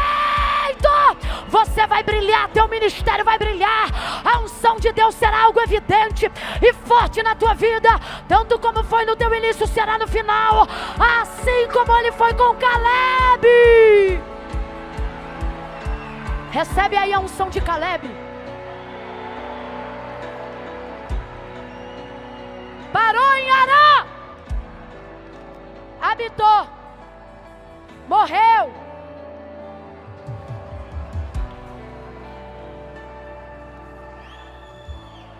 Sabe o que eu vim dizer de Deus aqui para você? Que o que você está passando não vai passar por você. Como assim, Camila? Se eu estou passando por isso, exatamente, quem passa é você. Camila, eu não entendi, qual é a diferença? Êxodo 13, pergunta aí. Foi o mar que passou pelos hebreus? Ou foram os hebreus que passaram pelo mar? Quem está lembrando? Perdão, Êxodo 14. Foi o mar que passou pelos hebreus? Ou foram os hebreus que passaram enxutos no meio do mar? Agora eu vou perguntar de novo, só que com outro povo. Foi Faraó que passou pelo mar? Ou foi o mar que passou por Faraó? Você é quem? Você anda com quem? Você está do lado de quem? Porque quem sabe aonde chegar, vai passar por situações. E vai ter gente que vai dizer, mano, como é que você passou por isso? Aí você vai ter que dizer, Isaías 43. Lá há uma garantia. Primeira, já parou para analisar? Em Isaías 43, diz que se você passar pelo fogo, ele não te queimará, porque o fogo é si, mas a água não. A água não é si. Depois lê o texto, a água é quando. Porque Deus está dizendo, tem coisa que eu não vou te poupar, irmão. Tem coisa que você vai, mas tem uma garantia. Quando passares pelas águas. Quem lembra, gente? Elas não te afogarão. Quanto aos rios, eles não te submergirão. Tudo isso por quê? Porque eu sou contigo. Eu não sei se você está entendendo, mas assim te diz o Senhor, eu não vou te esperar do outro lado. Eu estou passando com você, sofrendo com você, andando com você, comendo com você. Deus, aonde o Senhor estava quando eu fui traído? Sendo traído junto com você. Deus, aonde o Senhor estava quando eu não tinha carro? Andando a pé na rua junto com você. Porque eu não vou te poupar de evitar Arã, mas se tu estiveres comigo, eu vou passar contigo. E esse mar não passa sobre você. Essa doença não destrói você. Essa luta não vai acabar com teu casamento. Porque eu estou passando contigo. As pessoas pensam que Jesus é destino. Jesus não é destino. Jesus é caminho. Ele nunca disse eu sou a chegada. O lugar que você quer chegar não é um lugar, é uma pessoa. Falei, tô leve. Você pensa quando eu tiver tal carro, quando eu tiver tal casa, você pensa que sua felicidade está em um lugar.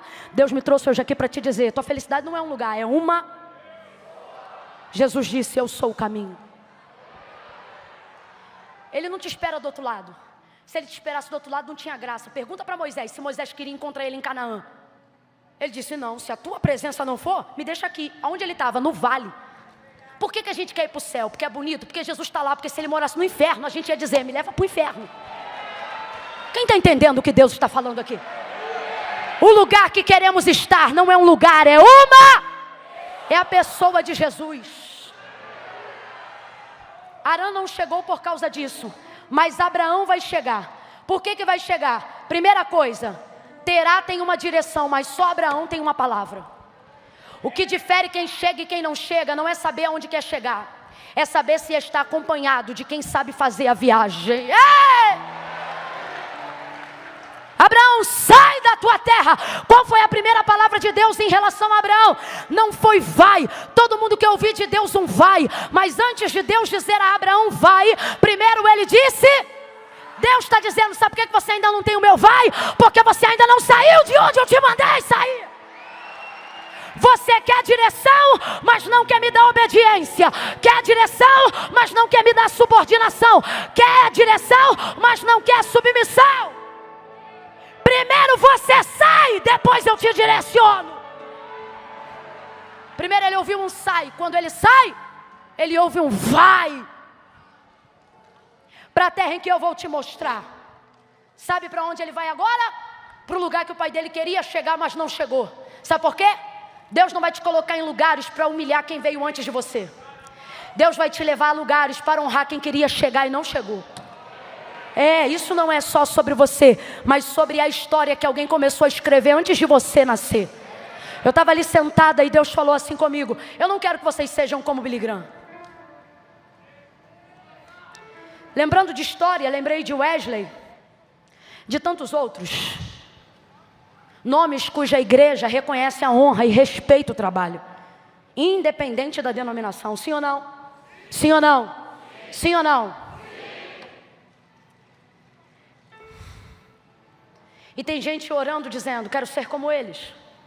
E Deus está dizendo, mas e se eu te disser que não te chamei? Deus falou isso comigo sentado ali hoje. Eu não te chamei para continuar o que eles começaram. Eu te chamei para encerrar o que eles começaram. Camila, eu não entendi, vai entender agora.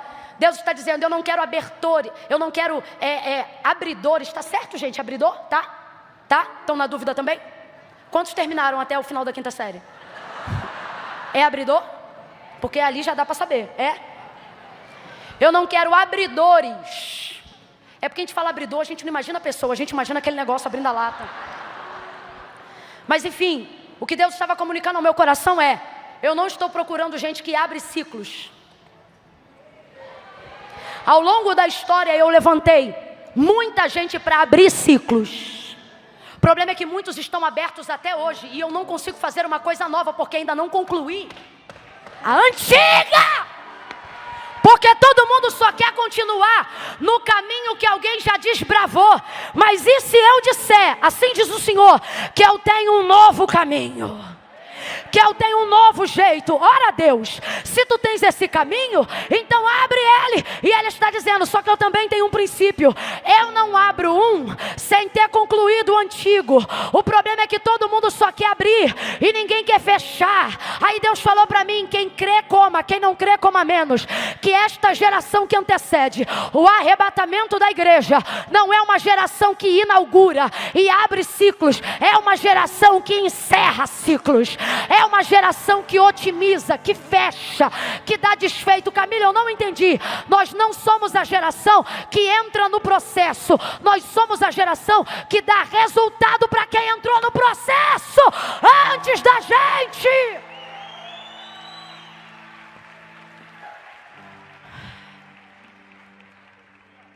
Hebreus 10:10, eu posso provar. Hebreus 10:10, eu posso garantir a palavra que estou liberando aqui. Sabe o que está escrito lá? Carta aos Hebreus. Divisão entre antigo e novo. Resultado de obras dos profetas antigos e de obra de Calvário, de Cristo na graça. Lei e graça. Carta aos Hebreus. Quem está me ouvindo, diga amém. Quem ainda aguenta mais 10 minutos, diga eu aqui. Glória a Deus. Ouça isso. Lá está escrito assim. Quando vem falando sobre a linhagem dos profetas, do sacrifício de sangue, do derramamento de sangue, ele diz assim: agora, portanto, tira o primeiro para estabelecer o segundo. Explicando para você. O primeiro aqui são os profetas. Por maiores que sejam como Moisés, Elias, ou ainda que não sejam profetas, mas sejam homens como João Batista, que prepararam o caminho. Escute isso. Quando diz tira o primeiro para estabelecer o segundo, duas verdades. Qual? Primeira, o primeiro é removido. O primeiro pode ser mexido. Porque o primeiro aqui não se trata de Cristo, se trata dos profetas. Sabe o que está dizendo? Moisés passa, Elias passa. Porque tudo que eles fizeram era promover o que não pode passar. E diga para mim, quem não passa? Quem não passa? Quem não passa? Jesus. Só que Jesus não é o primeiro, porque ele não está lá, a não ser na sombra do Antigo Testamento. Quem está me acompanhando, diga amém. Por isso, no lugar de destaque do autor da carta aos Hebreus, não é do primeiro. O lugar de destaque do autor da carta aos Hebreus é de quem? Porque o segundo é quem? Porque ele veio de... Diziam, João Batista, tu és o Cristo. Falou a verdade e não mentiu dizendo não sou. Mas por que pensavam? Tu estás nesse deserto lotado, cheio de poder e autoridade. Tu te comportas como o primeiro, tu é grande como o primeiro. Aí ele diz assim, não, eu não sou. Aí quando ele explicou, ele disse assim, é porque o que vem após mim, se não é o primeiro, então é o... Aí o autor da carta aos Hebreus diz, tira o primeiro. Mas e se o primeiro for Moisés? Vai passar. Mas e se o primeiro for Elias? Vai passar. Mas e se o primeiro for João Batista? Passa. Se for Isaías? Passa. Passa, passa, passa, passa, passa, passa. Mas é poderoso? Passa. Mas é passa. Mas passa, passa. Só que olha o que o autor da carta aos Hebreus está dizendo. Mas o segundo não passa. O segundo será estabelecido. Tira o primeiro para estabelecer o segundo. Quem é o segundo? O segundo é Cristo. Então, segundo a verdade, o que ele está dizendo é: tudo que veio antes poderá passar, mas o que veio depois não poderá ser removido. Quem é Jesus? Jesus não veio para continuar ciclo de ninguém. Ei, baixo. Abre a mente! Jesus não veio continuar o que Moisés começou. Jesus não veio continuar o que João falou. Jesus não veio continuar o que Elias ou Eliseu fizeram. Não. Jesus não veio continuar. Jesus veio para fechar o ciclo. Tudo o que vivemos hoje deve ser para gerar resultado e não para gerar processo. Olha para quem está do teu lado agora e diga assim: você dá processo ou dá resultado? Diga: porque Jesus. Pregue aí para ele para encerrar junto. Diga: porque Jesus não te chamou para abrir processo, mas para gerar resultado. Diga assim: Jesus não veio para abrir processo. Diga: veio. Diga: veio e virá de novo. Tá fraco? Diga: virá de novo. E quando vier de novo, abre a boca, eu estou pregando há 2 horas, só estou te pedindo 5 minutos. Diga: e quando vier de novo, não vai abrir processo, vai liberar sentenças. Olha para mim, ninguém glorifica agora, só depois da palavra. Sabe o que ele está dizendo? Eu não vim parcelar tua dívida, eu vim pagar. Está quitada, está quitada. Pare de andar por aí como se você dependesse de dar continuidade a tudo que os outros começaram. Eu estou te chamando para resolver. Eu estou te chamando para dar um basta. Eu estou te chamando para ser um solucionador de problemas. Quem acredita nisso, fica de pé para fechar o ciclo. Para fechar o ciclo. Essa noite é a noite de encerramento, porque é a noite de darmos resultado.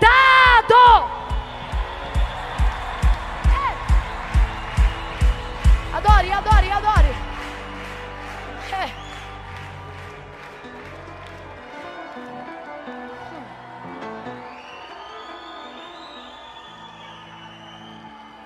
Sabe quem gosta de dívida parcelada? Ninguém. Mas sabe quem pratica? Quem não tem o suficiente para pagar. Não, Camila, mas financeiramente falando, parcelar é melhor. Porque você mantém dinheiro em caixa. Só porque você precisa de capital de giro. Se tu fosse bilionário, tu não estava nem aí pro capital de giro.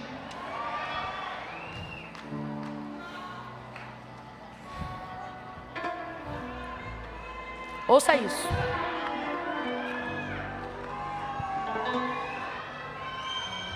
Ouça isso.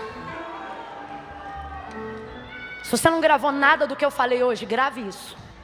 O que, Camila? Jesus não veio continuar nada. Jesus não veio parcelar nada. Quem precisava parcelar era Moisés. Quem precisou parcelar? Elias, Josué, Samuel. Agora a pergunta é: por que a geração que tem poder para quitar está parcelando?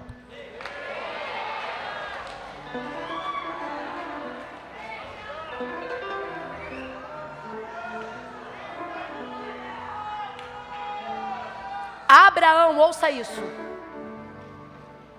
Abraão não sabia que o lugar que Deus ia levar era Canaã.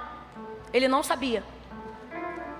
Mas para ele não importava, por 2 verdades. Primeira, Abraão não só teve que enterrar o irmão, mas teve que ver o pai morrer no lugar que levava o nome do irmão. Então eu vou te perguntar, você acha que ele quer ficar lá? Não leva mal não, ele é sim o pai da fé, mas Deus deu para ele motivação de sobra para não ficar lá. Porque Deus ajuda a fé, a Bíblia diz que Ele é o dono do querer e do efetuar. Quando tu quer muito uma coisa, não é vontade, é porque Deus já te deu a motivação. enterrou o pai, aonde o pai paralisou o sonho por causa da morte do irmão. Então tudo bem, Terá tem uma dor, mas Abraão também tem.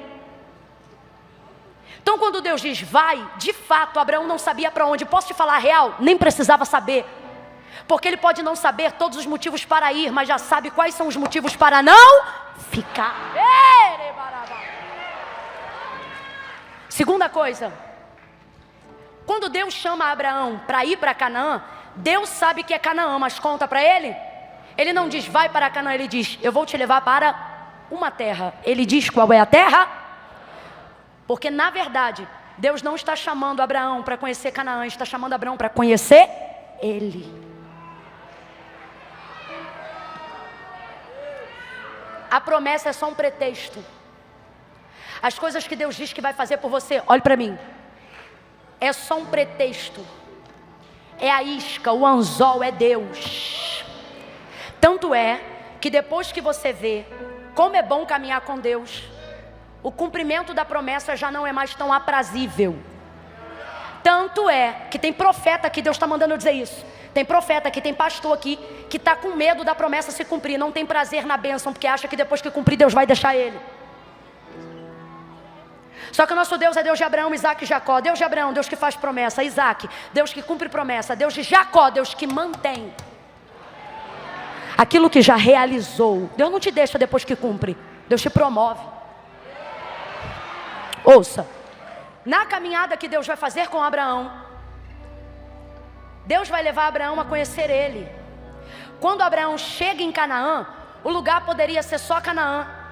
Só que Abraão fez um negócio por conhecer Deus no caminho, que quando chegou lá, fez Deus promover ele antes de concluir. Camila, eu não entendi, é promessa em cima de promessa. É quando Deus nem cumpriu a da primeira etapa e já está te dando a da terceira, da quarta. Vou lhe dizer por quê. Porque quando Abraão chega em Canaã, Abraão não dá uma festa.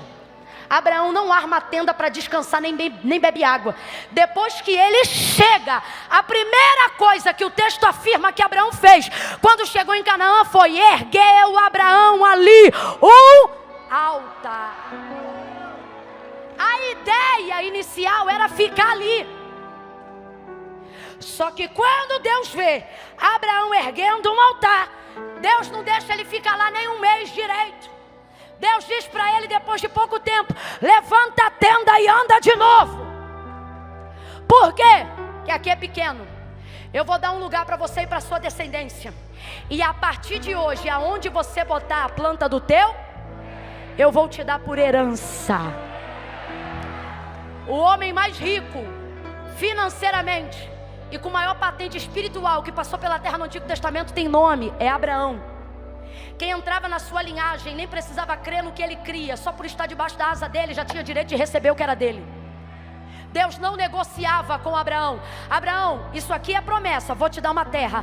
E isso aqui é aliança, vou abençoar os que te abençoarem e amaldiçoar os que te amaldiçoarem. Sabe o que ele está dizendo? Isso aqui é coisa rara, Deus não faz com todo mundo. Olha o que ele diz: Abraão, quem não gostar de você não precisa gostar de mim. Você está louco, isso é aliança. Isso é aliança. Ouça isso. Quando ele chega lá, levanta um altar. Quando ele levanta o altar, Deus diz: agora eu vou te dar muito mais. Só que o que a gente tem que levar em consideração, e eu prometo e encerro aqui, então crente é a beça, hein? Mas tem que encerrar, porque vocês estão manhã, tarde, noite, direto, manhã, tarde. Aí estão até amando Jesus, mas daqui a pouco vão estar dizendo glória a Genésio. Vão estar chamando Jesus de Genésio, de tanto cansaço. Escute, quando Deus disse assim: sai da tua terra, Deus está reconhecendo uma coisa: Abraão, eu sei que essa terra do Senhor é a terra, a sua plenitude, o mundo e aqueles que nele habitam, mas ele respeita a história de Abraão e de seu pai. Abraão, sai da tua terra, Abraão. Ou seja, eu sei que essa terra é tua, e vai para uma terra que eu vou te dar. Então assim, Abraão, sai do que é seu, porque eu vou te dar o que é. Qual é a equação aqui, gente? Deixa o que é seu para receber o que é. Quem está entendendo a equação, diga amém. Aí a gente pega o microfone numa noite profética como essa. Nossa vontade é dizer: deixa o que tiver que deixar, Já preguei assim muitas vezes. Porque tudo que Deus tem para te dar é maior do que o que você renunciou. Porque qual que é a nossa visão, pastores? Fazer o povo entender que tudo que Deus tem para realizar, seja em você ou para você, é maior do que você tem a deixar por Ele. Só que se eu te disser que isso ainda apequena o que Deus quer fazer, você sabe por quê? Você vai entender agora. Seja honesto e honesta para entender, senão não vai entender. Quando Deus diz, sai da tua terra e vai para uma terra que eu vou te mostrar, Deus não está dizendo, Abraão, eu vou fazer o que é melhor. Não, a gente tem que parar com essa mania de achar que só tem que deixar o que tem que deixar, porque o que Deus vai dar é melhor. Sai disso, porque isso ainda é pequeno. Eu vou te dizer qual é a real proposta de Deus a Abraão. Olha isso aqui. Não é sobre ser valioso, é sobre sentimento de posse. Ó, sai do que é teu, sai do que é. Quem tem filho aí, levanta a mão. Admite com humildade, abaixa a mão, para ninguém perceber. Admite com humildade. Com humildade. Você considera que tem filhos de outras pessoas mais inteligentes que os seus filhos? Não dá o maluco louco, não. Não, meu filho é o mais lindo de todos. Para. Você sabe que o importante é ter saúde.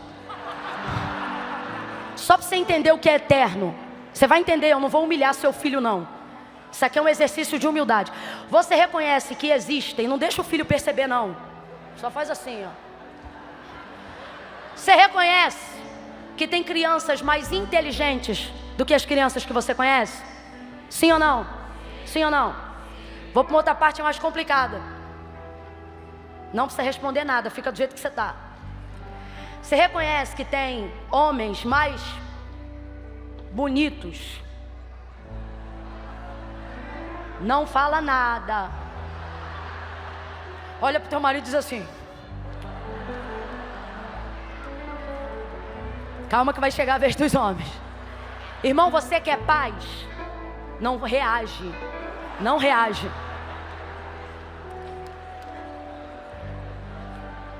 Tem. Às vezes eu vejo uma mulher muito, muito bonita, assim, uma supermodelo na televisão. Eu digo, olha, Eduardo, como fulana é bonita. Ele diz, amor, tendo você como referência é muito difícil. Aí eu me lembro do Cláudio Duarte pregando e dizendo isso. Minta. Escute. Mas vamos ser sinceros. Vamos então olhar para nós, para ninguém se sentir ofendido. Tem gente melhor do que você, sim ou não? Mais crente do que você, sim ou não? Seja honesto, mais inteligente do que você, sim ou não? Agora entenda o ambiente familiar. Mesmo entendendo que podem ter pessoas mais inteligentes do que seus filhos, mais bonitas do que seu marido ou sua esposa, não é sobre ser mais, é sobre ser seu. Vamos lá. Eu boto uma criancinha visualmente, aparentemente excelente na tua frente, e tá teu filho, boletim nota vermelha, vacilão, quebrou um negócio esses dias na tua casa, não interessa, mas é o teu filho, sim ou não? Aí eu pego uma criancinha que é boazinha, igual um robô, tu diz senta, levanta. Aí bota uma do lado do outra e digo, vamos trocar, tu me dá essa, que eu te dou esse aqui? Tu olha, dependendo do que ele quebrou, mas no final, irmão, se é pai e mãe, a resposta vai ser, porque não é sobre ser melhor, é sobre ser. Tá ligado? Quem tá entendendo? Não é sobre o marido da fulana dar rosa pra ela ou não. Não é sobre o marido da ciclana ser bonito ou não. O que importa é que quando o culto acaba e eu vou pra casa, graças a Deus, eu durmo é com o meu marido. Eu sou amada pelo meu marido. Então não é sobre ser melhor ou não. Não é porque a esposa do fulano é mais bonita ou isso ou aquilo. É porque essa daí é a mãe dos seus filhos. É quem passou contigo a peleja. É quem tem contigo uma história. Então entenda isso aqui. Deus não vai mandar você deixar ela nem ele, não é isso não. Eu só quero que você entenda o que Deus está mandando Abraão renunciar. O que ele está dizendo é, Abraão, sai do que é. Quem aqui está pagando ainda casa própria? Quem está pagando casa própria? Só fica de pé quem fez contrato de 30 anos. A maioria. Imagina aquele hamburgão na época de boleto. Carro em 60 vezes, quem já fez em 60? Aquele hamburgão na época da folha, quem lembra? Quem lembra? Nem quer lembrar. A última folha é quando tu paga aquilo, ou quando tu passa para outro. Ó, o alívio de verdade só vem nessa hora. Porque você diz, agora isso aqui é... Camila, mas o carro também é meu. Fica sem pagar 5 meses para ver se é seu. Porque está quitado. Quando quita você diz, pô, agora é meu mesmo. Sim ou não? Quando Deus diz, sai da tua terra, é isso que Ele quer dizer. Abraão, tenta se desvencilhar da vaidade de viver no que é seu e vem para o que é meu. Agora ouça, por que Deus? O que o Senhor tem para me dar é melhor? Não é sobre ser melhor, é sobre ser meu. E qual é a característica do que é de Deus? A Bíblia diz, a bênção do Senhor não acrescenta dor. Camila, então se é bênção, por que eu estou sofrendo? Porque não diz que não tem, só diz que não acrescenta. Segundo, poxa, Deus curou um monte de coisa agora, né? Segundo, tudo que vem de Deus é eterno. Tudo que vem de... O texto diz que uma das características daquilo que Deus faz é isso aqui, ó. Porque tudo que Deus faz durará eternamente. O termo no aramaico é esse, eternamente. Porque Deus é... Canaã foi de Abraão, sim ou não? Foi de Isaac, sim ou não? De Jacó, sim ou não? E até hoje pertence aos judeus, sim ou não? Todas as famílias na terra são abençoadas em nome de quem? Por amor a quem? Tenha medo não é Jesus não, é Abraão. Ele não está dizendo, foi a aliança que eu fiz com meu filho. Ele diz, foi a aliança que eu fiz contigo, eu faço com todos os homens. Por causa de você, eu vou abençoar todas as famílias. Onde tiver um núcleo familiar, Deus lembra de Abraão e diz, abençoa. Porque tudo que Deus faz durará. Resume, Camila, vou resumir. Quando Deus diz, sai do que é dessa terra, Ele está dizendo, sai do que é e vem para o que é meu, para o que é melhor. Não, Abraão, o que eu vou te dar é muito maior do que coisa melhor. O que eu vou te dar é...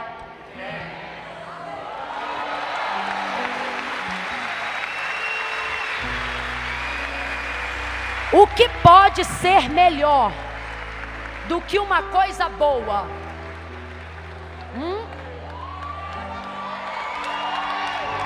O que é melhor do que uma coisa que já é excelente? É saber que uma coisa boa não vai... Espera aí que Deus vai curar mais uma meia dúzia agora. Vai curar da alma. Sabe por que tu tens estado tão angustiado com as tuas demandas? Sabe por que tu não tem conseguido celebrar nem a bênção? Tem medo do carro ser roubado. Tem medo de não ter dinheiro para continuar pagando a casa. Tem medo das pessoas que você ama morrerem a qualquer minuto. Porque o seu fôlego está atrelado a elas de tanto que você as ama. O telefone toca, teu coração já se angustia. É tanta notícia ruim. É tanta gente boa, perdendo gente boa, que você pensa, o que eu tenho de diferente para não perder também? Pode ser que eu perca o filho. Pode ser que eu também perca o marido. Pode ser que eu também perca alguém que eu amo. Isso dá um desespero e uma angústia tão grande. E esse silêncio confirma o que eu estou falando. Mesmo sendo crentes, estamos andando assaltados. Sabe por quê? Temos salvação, mas não encontramos mais a alegria. E desculpa, mas Deus mandou eu falar isso aqui. Que tipo de salvos somos nós? Que temos a certeza do céu, mas não temos a alegria do que é eterno. Sabe por que não temos mais? A demanda do que Deus deu é tão boa que nos apegamos ao que é terreno, esquecendo-se que na verdade a melhor proposta está no que é eterno, mas não estamos mais ligados na eternidade. Fale a verdade nesta noite e você vai encontrar de novo a alegria da salvação. Ouça isso, Salmo 51. Davi caiu, pecou, ofereceu o holocausto, pediu perdão ao sacerdote. Responda para mim, deixou de ser crente? Deixou de ser crente? Responda de novo, deixou de ser salvo? Davi deixou de ser salvo? Mas no 51 ele diz o quê? Torna a dar-me salvação? Porque ele tem certeza. Davi é filho da luz. Davi sabe que se morrer o destino dele será o céu. vida com Deus. Só que o que ele pede pelo amor dele, de Deus, no 51? O que ele pede? Torna a dar-me o quê? Salvação? Torna a dar-me o quê, gente? Então vou perguntar de novo, deixou de ser salvo? Vou perguntar agora para você. Cadê tua alegria?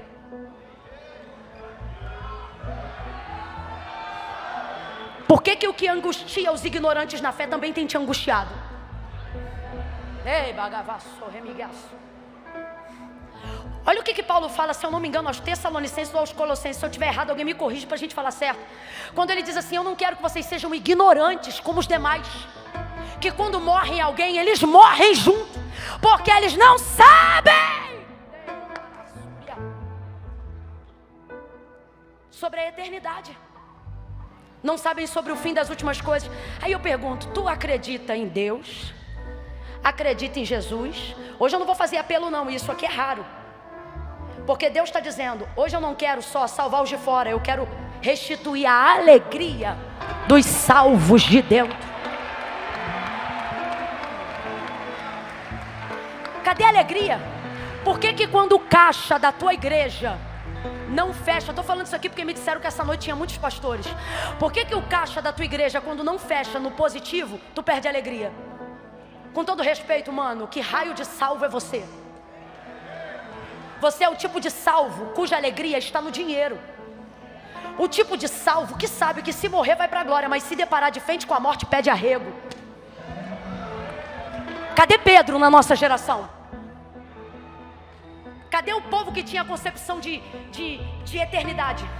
Cadê as histórias do século 21? Porque quando eu leio a história do cristianismo em Roma, eu vejo historiadores com H, não são crentes não. Eu vejo a história do mundo antigo, relatando que na época de Terceiro César, o Coliseu estava queimando cristãos com cera e fogo. E então o governador perguntava: que osso é esse de canção no Coliseu? Não mandei queimar os homens na cera? Sim, mas enquanto eles morrem, eles cantam.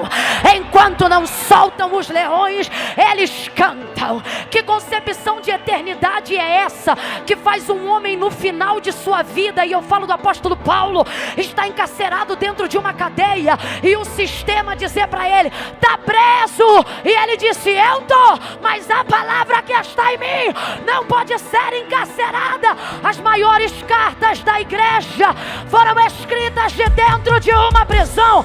Aonde estamos, João? Na ilha de Pátimos, que sabem que serão queimados numa caldeira ou decepados, mas ao invés de entrarem de depressão, recebem as maiores revelações que o mundo já viu, arrebatados em espírito, porque sua alma é livre, sua alma é salva e sua alma é alegre. Restitui a alegria, restitui a alegria, restitui a alegria, a alegria, a alegria, a alegria da salvação. Segura isso aqui. Ei! A alegria que estamos pregando aqui, aquela que você tinha quando não tinha nada.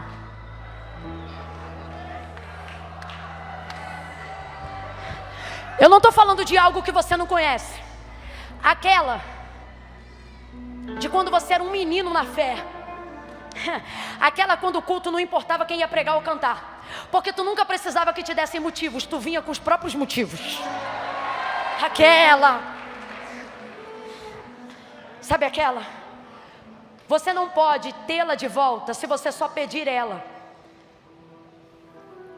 Vou tipificar aqui. Quando você diz, como Davi, torna a dar-me a alegria da salvação, o que você está dizendo é: torna a ativar a minha mente para me voltar para as questões da eternidade. Por que Pedro, que ora antes de ter as questões da eternidade na mente, nega: não conheço? Tu és um dos tais, não sei quem é, porque ele só espera das coisas dessa terra, ele está desesperado com o que está acontecendo. Quando você não tem mente no céu, terra te consome, dívida te consome, ansiedade te consome, pânico te consome, traição te consome, decepção te consome, dívida te consome. E tu ficas como? Sabendo que se morrer vai para o céu, mas cheio de medo da morte. Não convém a um crente ter medo da morte. Para um crente que entende o que é eternidade, morte não é um problema, é apenas um meio. Escute, como é que ele nega? Não sei quem é, não conheço, nunca vi. E depois esse mesmo homem, covarde, vacilão. Agora aqui ó, mente de eternidade. Ó aqui ó, mente. Ah gente, nós não chegamos aonde chegamos e somos quem somos por medo do que nos acontecia aqui. A revolução, a maior que a igreja já viu, que chamamos de reforma protestante, não aconteceu com a gente levando pedra nem pau para a rua. Aconteceu com a gente tendo abertura de mente na palavra. Só a escritura pela escritura. Jesus disse, minhas palavras são palavras eternas. Céus e terras passarão, mas as minhas palavras nunca. Aonde estão os crentes que não tem medo do tráfico? Eu posso falar isso aqui na Bola de Neve. Eu perguntei assim, Priscila, me diga aí, aonde é que a bola tem igrejas mais longe? E ela disse, na Índia, um dos lugares de maior perseguição. Eu não sei se tem bola na China. Não precisamos nem dizer aonde. Mas sabe por que a igreja entra onde o sistema não entra, o governo não entra? Porque todo mundo tem um protocolo que precisa respeitar. Quem é eterno? Quando Pedro concebe a ideia de eternidade e dizem para ele, faz o teu último pedido. Você não consegue imaginar que quem negou 3 vezes não vai pedir arrego agora. Qual é teu último pedido? Não faz isso, pelo amor de Deus. É o que você pensa. Só que ele até diz, não faz isso, pelo amor de Deus. O que? Morrer de cruz? Não. Igual o meu Senhor? Não. Seu covarde? Não, eu não mereço não. Tu é covarde? Não. Faz assim ó, me prega. Mas depois que me pregar, vira de cabeça para baixo. Não, você está entendendo a concepção de eternidade? Você tira da mão de quem pode matar o poder de se alegrar com a sua morte. Olha aqui, Jesus no madeiro. Olha a concepção de eternidade. Quem aqui acredita na ressurreição de verdade não tem tanto medo assim da morte. Agora a morte é o último estágio do medo, porque todo ser humano racional há de ter medo da morte. Isso é óbvio, é bíblico. O que eu estou falando é, a morte é o último estágio. A gente está perturbado por causa de dívida, por causa de problema com A, B e C, falação do ciclone do fulano. A nossa ideia de eternidade está tão distante que agora até o que afeta qualquer borra-botas afeta a gente também. Aí parece que eu vejo Jesus dizendo, que diferença vós tendes dos que perecem? Aí eu vejo o autor da carta aos Hebreus dizendo, sabe o quê? Nós, porém, não somos dos que se retiram para a perdição, mas dos que creem. Quando Arã aparecer no teu caminho, irmão, passa de peito erguido, cabeça erguida, pisando, andando por cima. Abraão não trocou só o que era seu para ter o que era de Deus. Ele abriu mão do que era temporário para abraçar o que era. Quando Deus diz, tira a mão do que é seu, ou solta isso, desculpa, mas eu vou falar. Deus está dizendo, sabe por que você acha que teu filho vai morrer todo dia? Porque você colocou teu filho no lugar que era meu. O que pode acontecer com ele a qualquer momento tira a tua paz toda hora. Você sabe por quê? Nenhum amor, nenhuma vida e nenhuma pessoa pode garantir o amor que você dá. Só o eterno pode fazer isso. Então é uma questão de sobrevivência e de inteligência, não deixar ninguém ocupar o lugar que só Deus dá conta. Só Deus dá conta de dar essa paz que você quer ter. Ouça-me, só Deus dá conta de saciar o amor que você quer ter. Então não coloque teu marido lá, não coloque teu filho lá. Com todo carinho eu chamo meu marido de vida, mas de verdade minha vida não está nele, minha vida está em Cristo. Com todo carinho, é um termo que a gente tem lá em casa, vida, vida, vida. De vez em quando ele olha para mim e ele diz assim, eu te amo mais que tudo. Se ele fala isso eu não reajo, porque eu fico chateada. Aí ele diz assim, eu te amo mais que tudo abaixo do meu Senhor Deus. Aí eu fico feliz, porque eu digo, o amor que você tem por mim não pode ferir o lugar que Deus está. Tudo abaixo dele, porque só ele dá conta de sustentar isso. Quando Abraão entra em Canaã, Abre mão do que é dele, Deus lhe dá o que é eterno. A oração que eu quero fazer aqui nessa noite é por todos aqueles que já servem ao Senhor. Você vai pedir: torna a dar-me a alegria da salvação. Mas antes dessa oração, torna a dar-me concepção de eternidade. Tem gente aqui que tem dito para Deus: Senhor, não volta antes de eu casar, não. Você perdeu a concepção de eternidade. Você está abrindo mão do que é 1000 vezes melhor do que casamento, porque você baixou demais seu nível cristão. Hoje casar é mais importante para você. Não, eu não posso morrer virgem, não. Nunca sexo vai ser melhor do que eterno. Só que você baixou teu nível tanto, que você não quer que Jesus volte antes de você perder a virgindade. E tem que ter alguém para falar isso para você. E hoje aprove a Deus que fosse eu. Estou te falando em amor. Quando eu terminar de construir a casa tal. Por isso que essa casa tem feito teu cabelo cair, tua gastrite nervosa atacar. Todo o teu fôlego é para terminar essa casa. E o Senhor dizendo: e eu tenho casa aqui prontinha. E vou dizer mais, hein? Ele está dizendo: se eu continuar te vendo muito perturbado com essa casa, eu vou te chamar para morar na que eu tenho pronta já aqui mais rápido do que tu imagina. Mas por quê? Perdeu concepção de eternidade. Não tem mais mente de eternidade. Alguém fala de fogo, você pula, você celebra. Alguém fala de céu, você perdeu concepção de eternidade. Está tão anestesiado que não sente. Vamos apresentar isso diante de Deus agora? Feche os seus olhos, curva a sua cabeça.